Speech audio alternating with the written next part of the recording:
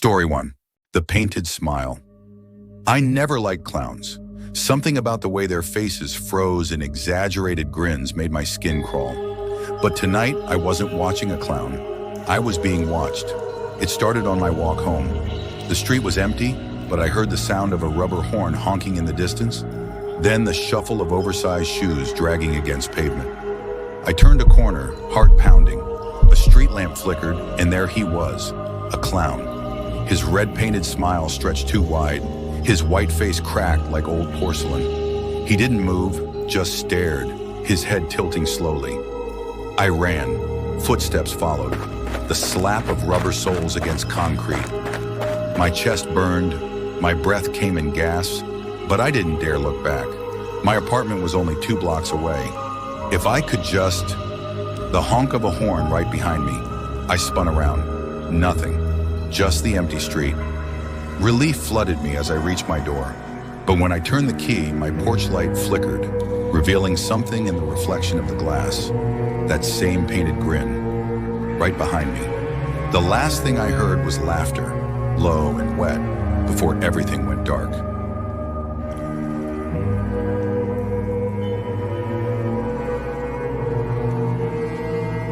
Story 2.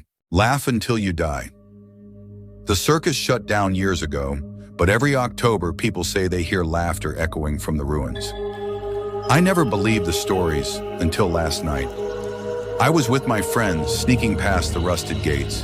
The air smelled of rotting popcorn and old grease paint. The main tent stood in tatters, its faded red and white stripes fluttering in the breeze. Then the laughter started, soft at first, like a whisper carried on the wind, then louder, closer. It came from everywhere surrounding us, a deep, wheezing cackle, as if something was choking on its own amusement. A spotlight flickered to life, illuminating a single figure, a clown. His face was cracked, paint peeling to reveal something raw underneath. His mouth stretched into an unnatural grin, too wide, too hungry. My friends screamed, but I couldn't move. The clown raised one gloved hand and snapped his fingers. The laughter grew unbearable. It wasn't just coming from him anymore. It was coming from us. I clutched my throat, my lungs burning. I was laughing so hard I couldn't breathe. My vision blurred. My friends collapsed, their faces frozen in twisted grins. The last thing I saw was the clown stepping forward, his smile widening.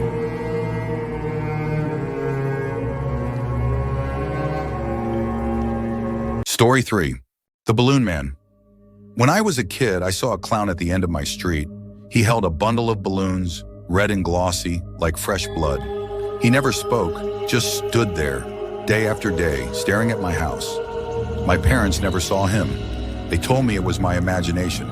But every night I'd peek through the curtains, and he'd still be there, closer. One evening I woke up to a soft tap, tap, tap against my window. My stomach knotted as I turned my head. He was outside. His painted eyes met mine, unblinking. He grinned, raising a single balloon. My name was written on it. I screamed. My parents rushed in, but when they looked outside, he was gone. For years, I convinced myself it was a nightmare. I grew up, moved away, started a family. Then last night, my daughter woke me up. "Daddy, there's a clown outside." My blood ran cold. I pulled back the curtain. There he was, holding a balloon. My daughter's name was written on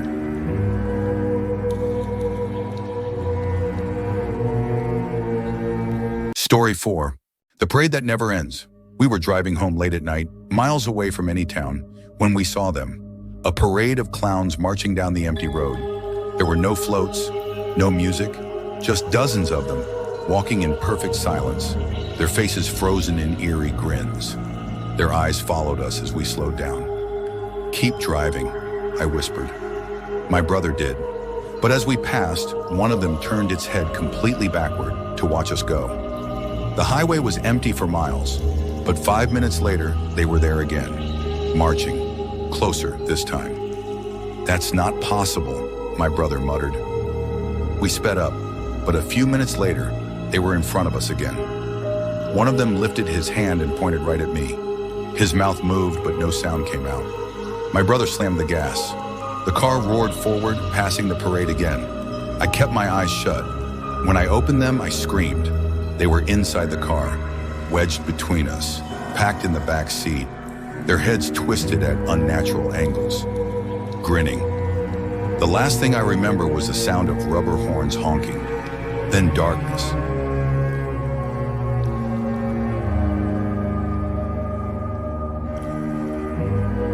Story 5.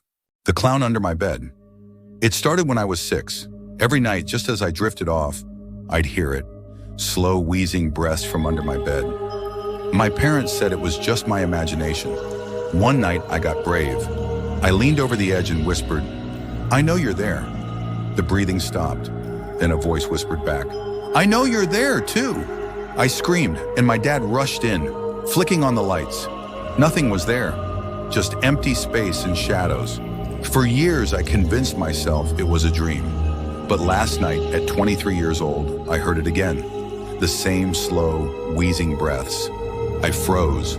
My childhood terror came rushing back. I forced myself to look. Something stared back. Its face was inches from mine, grinning, pale and painted. Its body stretched impossibly long, twisted under my bed like a coiled centipede. It lifted a gloved finger to its cracked lips. Shh. The lights flickered.